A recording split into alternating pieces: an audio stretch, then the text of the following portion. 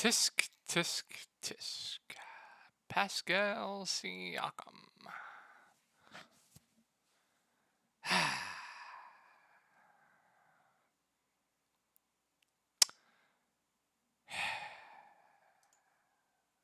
If you guys don't know who I am, my name is Shook. I make posts on a subreddit called DF Sports. Really great place to be.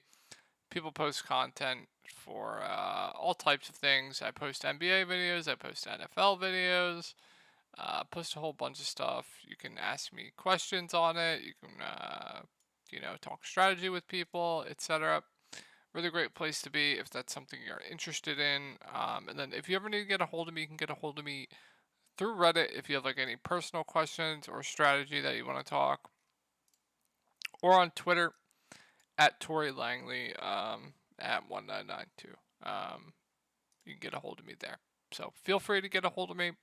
I will always respond to you guys. So let's take a look at my lineups from the past few nights. So you guys obviously did not have a video from me today, but I'll show you all my NFL lineups. I'll show you my cash game lineup, and then I'll show you NFL and NBA. So we'll start with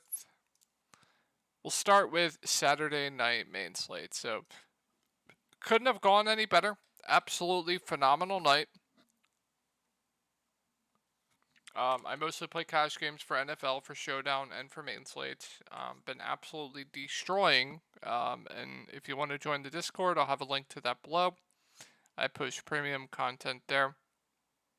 Been an insanely profitable NFL season. But I went Cousins, JT, Dalvin Cook, Justin Jefferson, Michael Pittman Jr., Adam Thielen, Kyle Granson, David Njoku. So I told everyone for cash, just play the first game, full stack it, call it a day. That worked out huge for us. So phenomenal day on Saturday for cash, and then on Saturday night for NBA went absolutely phenomenal. Had like a 6x day. The core that I had for this day was Drew Holiday, Isaiah Joe, Eugene Omorie, and Bobby Portis. And I told everyone I really like Kemba Walker, so clearly I got to him. So phenomenal Saturday. I think I won like $400 profit or something. Today, not so well. Main slate did not go my way. Just putrid lineup here. Just putrid. I don't know how Justin Herbert fails against that putrid Tennessee pass defense. James Conner got there in garbage time, got that rushing touchdown. I mean, what are they doing with Alvin Kamara? I don't understand it. I don't. Keenan Allen was fine. I really didn't want to play Nelson Aguilar with Jacoby in, but he just fit. Maybe going to Elijah Moore felt a little bit better, but Zach Wilson is terrible. Chris Moore was an auto lock. Went to Dolchich because I had the salary, and then Jamar Chase was just fine. So not a good day on the main slate, but we salvage it with the showdown cash for NFL cash. I went with the slide captain, Saquon Barkley, Daniel Jones, Terry McLaurin, Antonio Gibson, Graham Gano. So yeah, really great weekend. I hope you guys had a good weekend too. And let's get into this NBA slate for tomorrow. Let's do it. So we have. Why did I just close that? Got a really good slate here for you. Now, since it's a huge slate, I'm not going to go into detail. We're going to try and get this done quick. So, Utah at Cleveland. Tough matchup here for Utah. They are 11th in pace and 25th in defensive rating. So, big news here is Kelly Olynyk is questionable. I don't think Markkanen, Clarkson, Beasley are really playable for me in DFS in a tough matchup. Cleveland plays slow. They play good defense. These guys are pretty bad plays, in my opinion. Now, we'll have to monitor the Kelly Olynyk news. If he is out, I would assume Walker Kessler picks up the start. Assuming he starts, even in a bad matchup, he would be a really good value play. Walker Kessler is a phenomenal point per minute guy. One of the better point per minute guys. He should be like, if he was starting on a team and playing 30 minutes, He should be in the 7K range. He's kind of like a Yusuf Nurkic. He should be in that 7K range when he's starting on a team. Even so, you're getting such a huge discount here, even in a tough matchup. If he starts, he's gonna look great. Don't care about the matchup. He averages over a fantasy point per minute. As you can see here, 25 minutes, 40 fantasy points, 17 minutes, 24, 24, 37, 22, 26, 23. So phenomenal point per minute guy here. Just, yeah, if he starts, he's a smash. Conley has been extremely disappointing. He's probably my second favorite Utah guy, just because the price is down, but this is not a game that we really want to be targeting. So for me, it's a cross-off. Unless Olynyk is out, then Walker Kessler becomes a great value play. Oh, I accidentally went over Utah for Utah, didn't I? I apologize that. Utah's 11th in pace, 25th in defensive rating. So Mitchell, Garland, nothing more than a contrarian plays for me. I think my favorite plays are the bigs here. Utah has been extremely bad against bigs, so I think Mobley and Jared Allen both look like solid plays in the mid-range. Jared Allen also played, look at these minutes. 39, 40, 36, 36 minutes the past 4 games. If we're going to get those type of minutes in this type of matchup, I do think Jared Allen is definitely a solid center play. Now, the opportunity cost of locking up your center spots early with potential better center plays, it might not be worth it, but I thought I would mention I think Jared Allen straight up is a pretty decent play. I don't hate Mobley, but I do prefer Jared Allen to him. I'll always mention Kevin Love just because he's such a good point per minute guy. If he plays, somehow 20 minutes, he's probably going to smash. So I'll always just mention him for large field GPPs. And then I don't really think I can get to anyone else on Cleveland. Let's go over to Toronto. So tough matchup here for Toronto. Sixers play slow, 26th in pace, really good defense, 4th in defensive rating. So I'm going to fade Siakam tomorrow. He's going to absolutely break the slate. So you guys should all play Siakam, but this is not the matchup I want to target Siakam in at over 10K. So it's just a GPP play for me. I think Fred VanVleet at this price tag in a tough spot. Just a tournament play for me. Now we're going to have to keep an eye on the news. Gary Trent Jr. has been out for the last 2 games. If he continues to be out, I would assume Juancho Hernangomez, Bo Cruz would start. He wouldn't be a standout value on the slate. Minutes did get cut tonight. He'd be a fine value, but there will be a lot more value that is much better than Bo Cruz, in my opinion. So if no value opens up, you can consider him. But for right now, I think he's fish food just because there will be a lot better value. And then I tell you guys, I always like Chris Boucher for GPPs. Now, he got bailed out because of the blowout, but I think, he's going to be in the rotation. He's going to get solid rotational minutes. Now, if he cracks over 20 minutes, I have no idea. That's always the concern, but he is a really good point per minute guy. If Gary Trent is out, you can definitely consider it for GPPs, especially at this price tag. So, some interest in Boucher. And then Malachi Flynn was really good today. Played pretty much 40 minutes. If Gary Trent is out, I think you can definitely consider him. Once again, you can never trust Nick Nurse, so the minutes are not secure. But yeah, I can get behind some Malachi Flynn at the flat mid. Let's go over to Philly. So once again, not the best spot here. The Toronto 24th in pace, good defensively, just not the spot I want to be in. 17th in defensive rating. Joel Embiid's obviously matchup proof, but once again, these 2 teams play slow. Good defense, but Joel Embiid, pretty much a double-double machine. Phenomenal scorer. Pretty much going to drop over 30 points a night. Double-double upside. So, good defender. Get blocks, steals. So, Embiid's always in play for GPPs, but these are not the game environments. I keep saying it. These are not the game environments I like to target. I think Harden's appropriately priced, so nothing more than a contrarian play to me. And then everyone else on Philadelphia is definitely going to be a cross-off for me. So Orlando at Atlanta. Not much on this Orlando team that I'm liking here, but Atlanta's 7th in pace, 14th in defensive rating. So Buttercard Jr. is feeling better, and he hopes to return on the court. That was 2 weeks ago. So we have Buttercard Jr. questionable, and we have Jalen Suggs questionable. I don't think it really changes much for me. Maybe if Suggs is out, you can still consider Markel Fultz. Really good point per minute guy. Really good facilitator. In a good matchup, yeah, I don't hate it. Would prefer Suggs to be out. But I think Fultz is fine either way. So I do like Fultz at 5.1K, but getting to anyone else is just extremely, extremely tough. Yeah, I think Mo's appropriately priced. I think Banchero's appropriately priced. I think my second favorite play would probably be Banchero, but Markel Fultz definitely my favorite play on Orlando. Not much there for me. Good spot here against for Atlanta. Orlando 25th in pace. They're bad defensively, right? Or have they been better?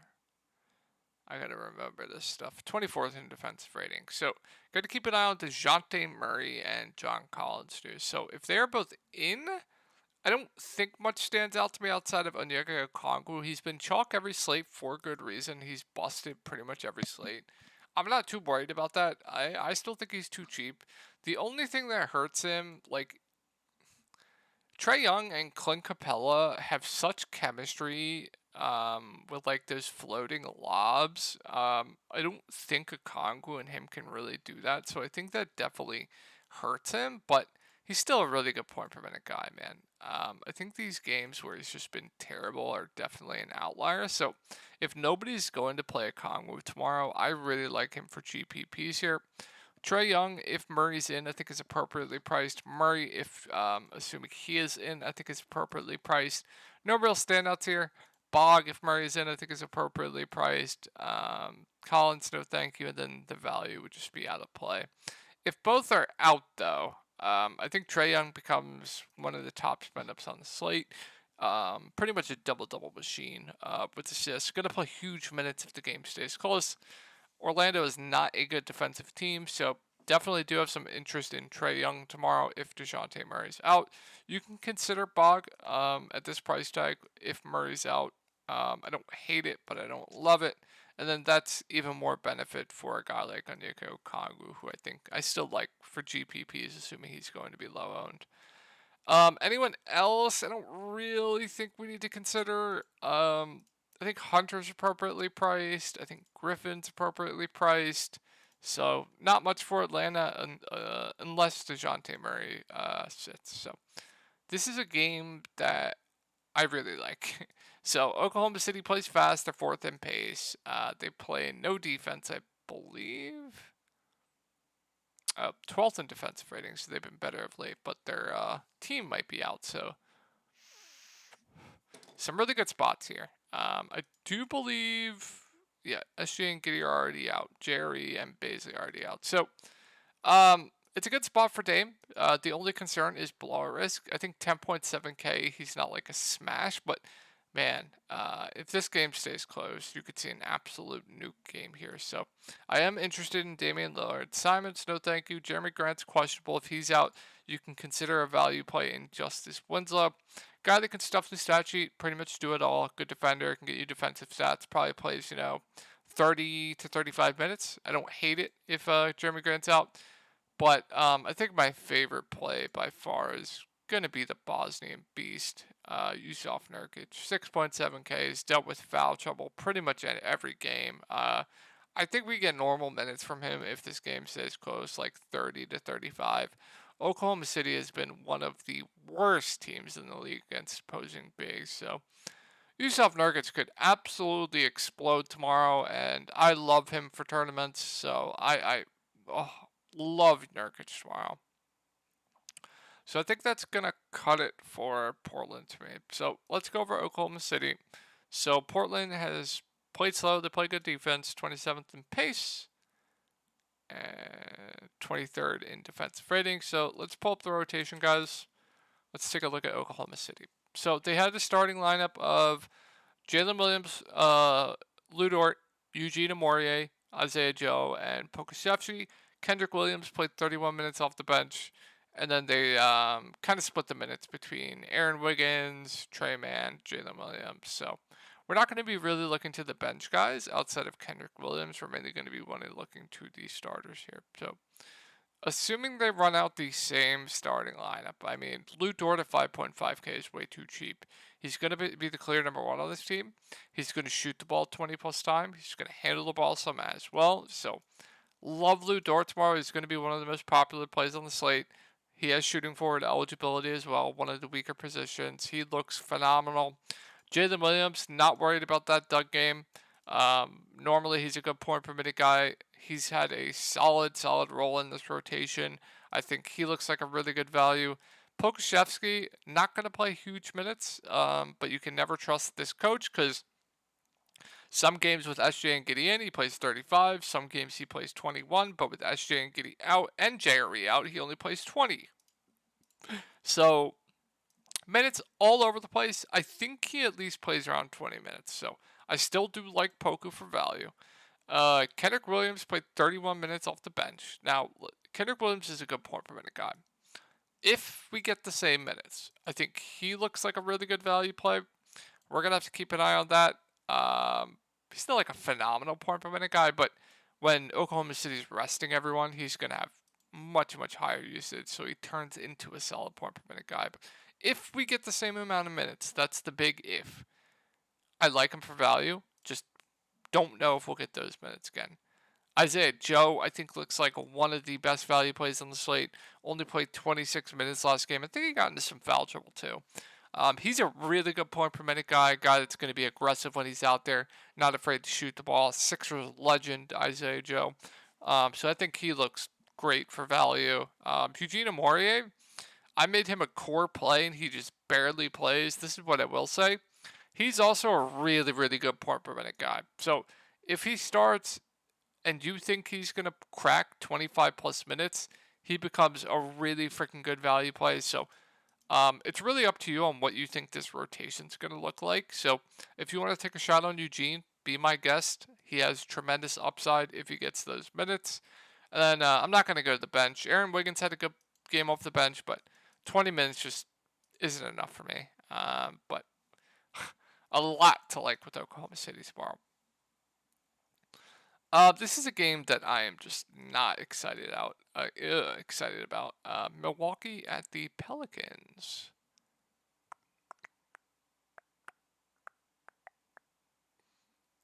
Pelicans are 12th in pace, 6th in defensive rating. So Giannis is always in play as a spend up on every slate. He's matchup proof. Probably going to go to the free throw line 103 times with how he drives to the rim. So no issues if you want to go to Giannis. Drew Holiday with Giannis back, 8.6K I think is appropriately priced. Bobby Portis with Giannis back. I still think he's probably going to play around 30 minutes. I don't hate it. I don't love it. I think he's appropriately priced. Burlow, I think is fine, but appropriately priced. God, I feel like I haven't seen Joe Ingles play basketball in forever, but he's going to be playing tomorrow. He's not DFS viable, but thought I would definitely mention that. So yeah, not much on the Pelicans tomorrow, or the Bucks tomorrow. So tough matchup here for the Pelicans. Milwaukee, they are.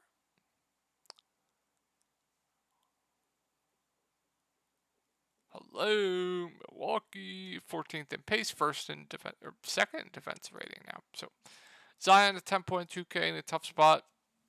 Not the best spend up in my opinion, but gonna play huge minutes, triple double upside. Yeah, he's fine. CJ McCollum has had 2 good games back to back, but when I play him, 24 fantasy points in a blowout.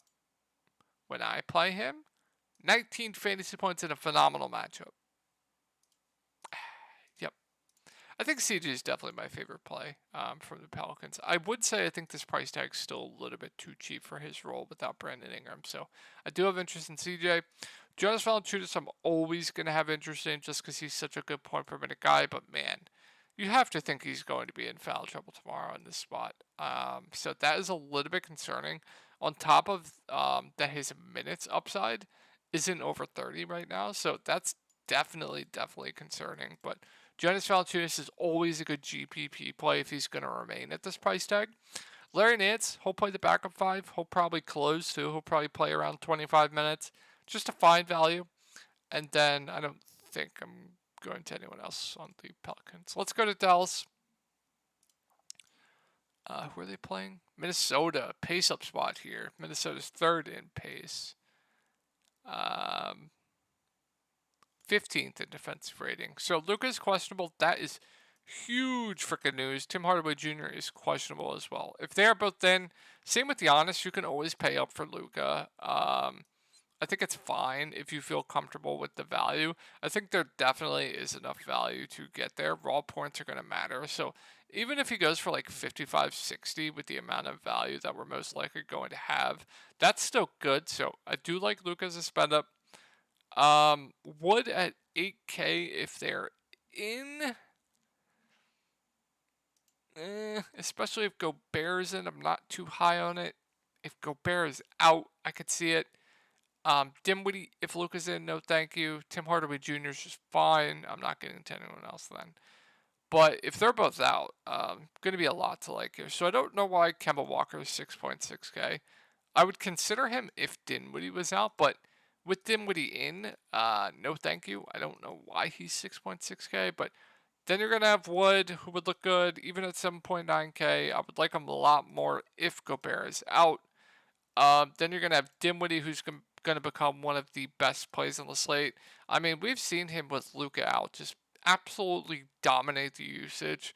Over a 30% usage rate with Luka out, just, dishing assists. Really good scorer, good three-point shooter.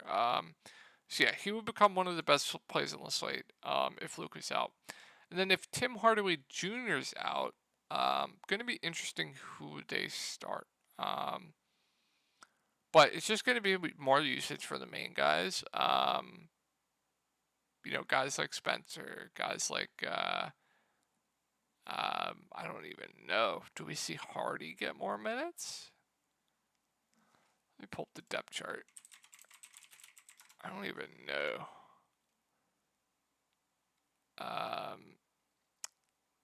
God, Reggie Bull. I can't do Reggie Bullock. I just can't. We'll have to wait and see on that. I'm gonna wait for a starting lineup, but I just can't do it. Cannot do it. Was Tim Hardaway Jr. out on the 17th? No, he played. Yeah, we'll have to monitor that, but you couldn't pay me to play Reggie Bullock. You just could not. Tough matchup here for Minnesota. Dallas 29th in pace, 13th in defensive rating. So Cat's going to be out. We're going to have to monitor Rudy Gobert. Naz Reid got injured tonight in my lineup, of course. And then McLaughlin is, I don't think he's going to play. We're just going to assume he's going to be out. And then Taurean Prince doesn't even matter, but we'll assume he's out too. So if Rudy Gobert is in, I think all three of the main guys are firmly in play. I think Gobert once again is going to be my favorite. I just think he has the highest floor of the three, and a tremendous ceiling. He can go for a 20-20 game in this spot, especially if we're going to have him on Wood. Wood is just such a bad defender. He could absolutely feast here. So Rudy's probably my favorite, but no standouts if everyone's in. Kyle Anderson will be overpriced. Jalen Noel is just fine. He'll probably play low 20s minutes with D'Lo in. Just fine, but appropriately priced. Austin Rivers, you couldn't pay me to play him. So, but if Rudy and Naz Reid are out, or if Rudy's out and Naz Reid plays, you guys know what to do. You play Naz Reid, you call it a day. Best play on the slate. It's not even close. But if Rudy and Naz are out, then we're going to have Nathan Nightseason, who started the second half today. He is a really good point per minute guy as well. He would basically be a free square. So you guys need to make sure that you have room to pivot to these guys because there's potential phenomenal plays here. Make sure you have room tomorrow to pivot to these guys because you're playing the slate wrong if you're not. So Nathan Knight would be a free square if he starts at 5. He would be the best value on the slate. So yeah, make sure you can pivot to him. All right, last three set of games here, guys. Spurs at Houston. Really good matchup here for the Spurs. Houston, 18th in pace. They're just abysmal defensively, 26th in defensive rating. Keldon Johnson is questionable. I mean, not much stands out to me on the Spurs side, even in a tough matchup. Like, I think Keldon, Pirtle, and Trey Jones are all solid plays. Vassell, I think, is fine. I would prefer Keldon to be out. Um, but I think these three are all solid plays in a really good matchup. I think my favorite would be Trey Jones. We've seen guards just absolutely destroy Houston, so I would probably want to take advantage of this matchup. So he would probably be my favorite. They would all three be solid plays. Vassell, like I said, I would prefer Keldon to be out, and then I'm not getting to anyone else. If Keldon's out, then you're going to get boost to Vassell. You're going to get boost to Trey Jones. We're probably going to see Keita Bates-Diop in the starting lineup. He would be an okay value play. So some things to like on the Spurs, but there's I think more to like on Houston in a phenomenal matchup here. The Spurs 8th in pace and last in defensive rating. So cover boy, as you guys see, is I believe Jalen Green. I haven't looked yet, but I believe it's going to be Jalen Green. I really like both the Houston guards here. We've also seen guards, I believe, destroy the Spurs. So Kevin Porter Jr., Jalen Green, I think they're going to get ownership tomorrow for good reason. We've been wanting to target the Spurs all season long. I don't see why we changed that here. So I think Kevin Porter Jr. has the higher floor. I think Jalen Green has the higher ceiling between the two. I think it's just an ownership thing for me. If Kevin Porter Jr. is going to be more popular to Jalen Green, then I'd much rather just go to Jalen Green. If Jalen Green is going to be more popular than Kevin Porter Jr., then I think I'd just much rather go to Kevin Porter Jr. But I think they're both very good plays tomorrow. Second at 6K, has dealt with foul trouble of late. This game blew out, so only played 21 minutes. I think normally we're probably going to get around 30 minutes. He's always a good GPP play because he'll always go low owned, and he's such a good point per minute guy that he has like a 50 fantasy point ceiling. So I do have some interest in second, and I'll keep saying it. I think Jabari Smith is a pretty good play in the mid range of 5.4K. Once again, phenomenal matchup. His minutes have been trending up, playing mid 30s minutes, a really good rebounder, a guy that can do it on both sides of the court. His price went down. I don't know why. So I think Jabari is a solid play. Eric Gordon, you guys know the drill. He'll play around 30 minutes. Very, very reliant on the scoring. Just a GPP play for me. Wonder when he's coming back. Unfortunate. Terry Eason, phenomenal point per minute guy. Minutes all over the place. Just a dart, but an interesting one to say the least. So this game should be phenomenal to watch. Lakers at Phoenix. Primetime spot here, baby. Phoenix is 21st in pace. 10th in defensive rating. So 80 is going to be out for a month, unfortunately. Patrick Beverley, I don't know if he's going to be out or not. We'll assume he is out here. So we'll just assume he is out. So if he's in, I still like Schroeder, but then Reeves and Walker would become a little bit fringer. That's really all it impacts. But LeBron up against Phoenix, game of the year probably for him with no AD. I really like LeBron here. Just triple-double upside. He's handling the ball an absolute ton. We saw Russell Westbrook barely play tonight. I don't know why. So if Westbrook is just barely going to play... If Westbrook is just barely going to play again, that's just even more usage to LeBron, which just helps his case. Like, Westbrook only played 23 minutes tonight and still almost went for a triple-double. They closed with Christie, I believe. So if Westbrook's going to get that rotation again, LeBron just looks even better. So I love LeBron tomorrow. Westbrook, extremely risky. I do like him if he gets his normal rotation, but if they're going to do what they did tonight, can anyone let me know if he was in foul trouble? Because I don't know why he only played 23 minutes. I would like to know. Is Popcorn Machine updated? Yeah, please let me know. I didn't get to watch that game. Please let me know if Westbrook was in foul trouble. That would be great. Thomas Bryant, a phenomenal value play once again. He started tonight. I want to say he played around 30 minutes, went for a double-double. Yeah, played 33 minutes, went for 16, 10, and 2. That's just what he does. Good rebounder, decent offensively. He looks like a really freaking good value play. Reeves, Lonnie, like I said, if Pat Bev's in, become fringer, but still fine values.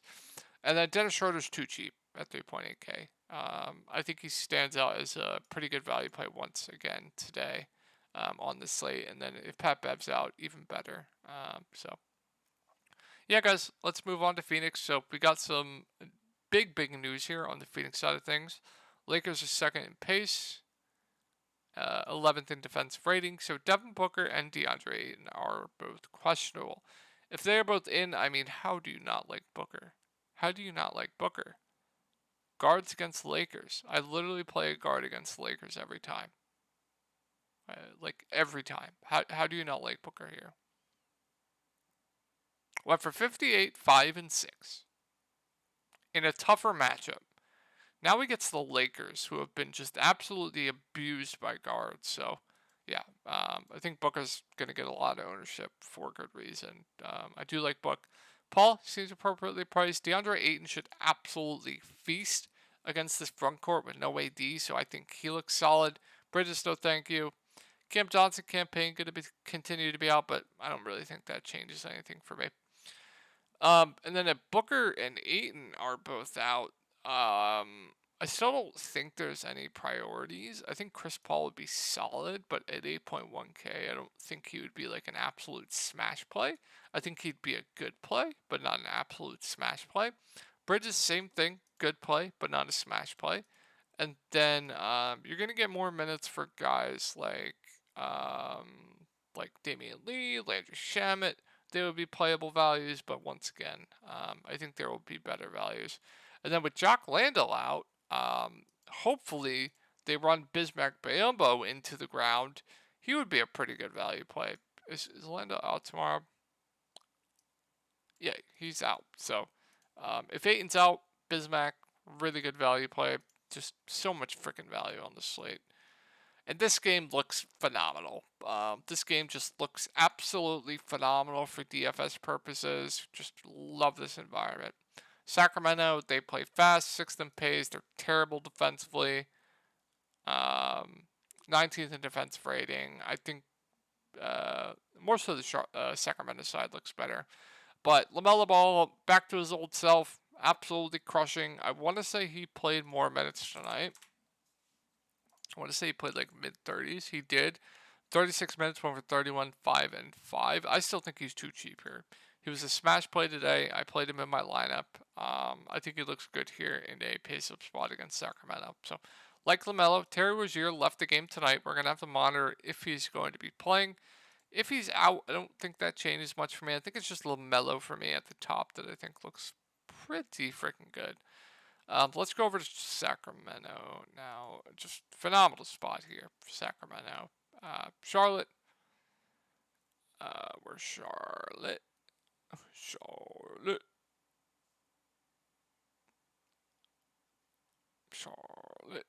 13th in pace, and there's no way they've been better defensively this year. 28th in defensive rating. So I love Sabonis. I love Fox. I think Fox looks phenomenal at 8.3K. I think he looks like one of the best mid-range plays on the slate, playing about 40 minutes a game, double upside. Gonna have the ball in his hand. It's a pace-up spot. I played Fox here in a really good matchup. I'm probably gonna play Fox again. So absolutely love Fox tomorrow, and I think Sabonis looks really good against this Charlotte team. Sacramento's running an extremely tight rotation right now. So you're getting 40 minutes or so for the main guys here. I think they both look great. Herder, Barnes, just secondary plays. Monk, fine play. Keegan Murray, this guy has caused me incredible pain.